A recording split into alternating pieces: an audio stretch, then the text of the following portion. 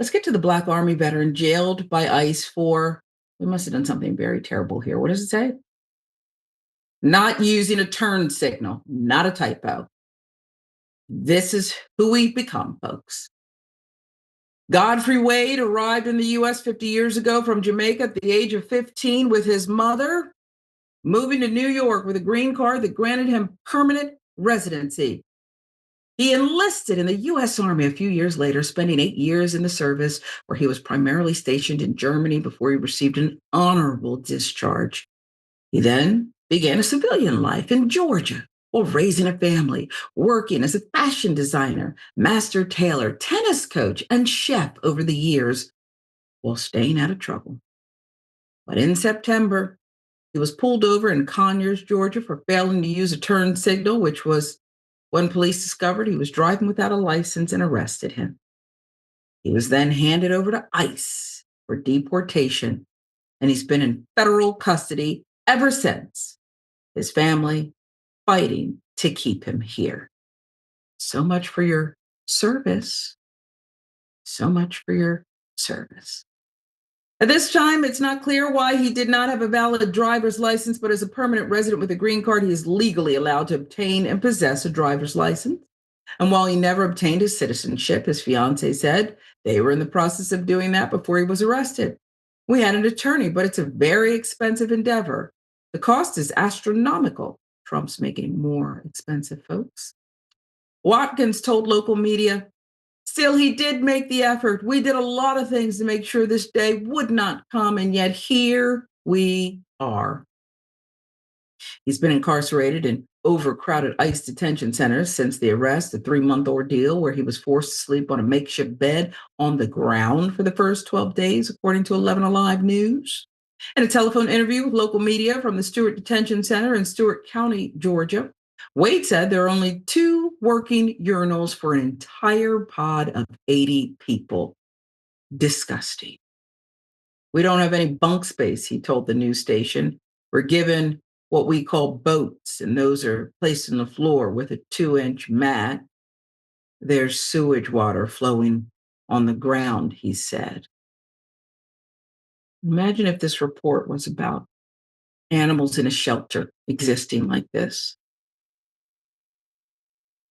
People would be up in arms. And there are people up in arms about this, human beings. This is sick.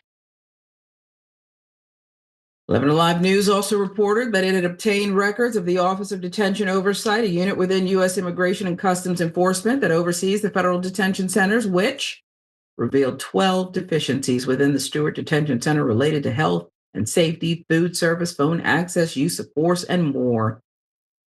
The agency also noted violations of the required 12-to-1 detainee to toilet ratio, which in and of itself is disgusting. Adding that the private for-profit company that runs the detention center, Core Civic, has ignored various inquiries by reporters seeking comment. Why would they? Why would they comment? Who gonna check me, boo? While the money rolls in and people are treated worse than animals. 2022, when Joe Biden was president, his administration directed ICE agents to take into consideration an immigrant's military service.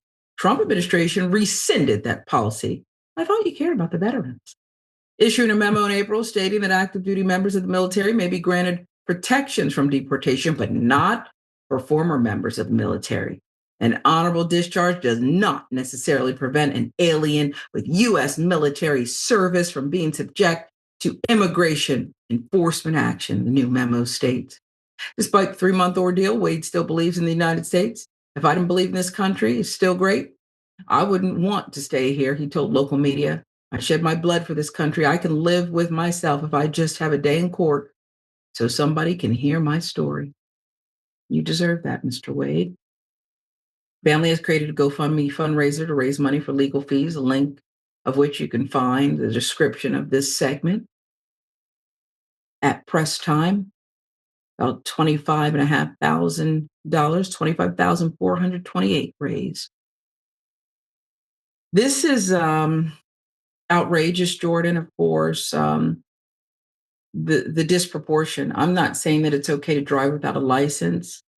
I wish Mr. Wade, if that's the case, if the allegation is true, had obtained one. But let's not get it twisted.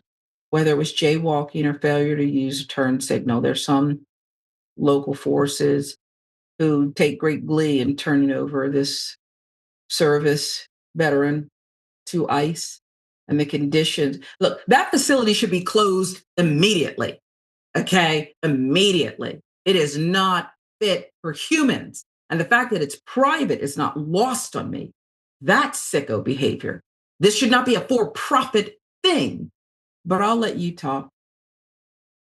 Yeah. Well, I mean, Core Civic has been bragging to its shareholders since Trump took over about how much money they're making off of this effort.